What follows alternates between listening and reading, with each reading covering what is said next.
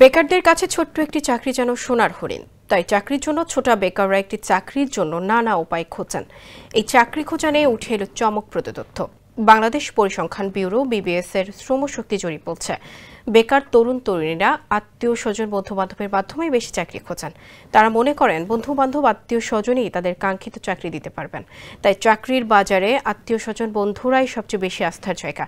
BBS এর শ্রমশক্তি জরিপ অনুসারে চাকরির জন্য আত্মীয় বন্ধুদের অনুরোধ করেছেন প্রায় 36% চাকরি প্রত্যাশী, অর্থাৎ প্রতিজন বেকারই বন্ধু বান্ধব আত্মীয় স্বজনের মাধ্যমে চাকরি খোঁজেন।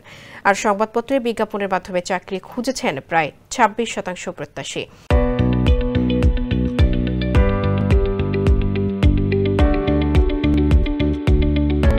আর প্রায় 12% চাকরি প্রত্যাশী সরাসরি বিভিন্ন প্রতিষ্ঠানে গিয়ে চাকরি চেয়েছেন।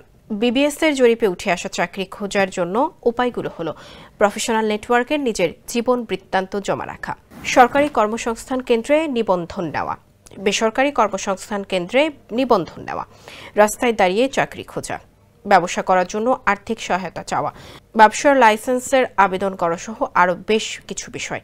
বিবিএস শ্রমশক্তি জরিপ অনুসারে 2024 সাল শেষে বাংলাদেশের বেকারের সংখ্যা 26,24,000। সবচেয়ে বেশি বেকার ঢাকা বিভাগে। এই বিভাগে 6,87,000 বেকার আছেন। এর পরের দুটি স্থানে আছেন যথাক্রমে চট্টগ্রাম ও রাজশাহী বিভাগ।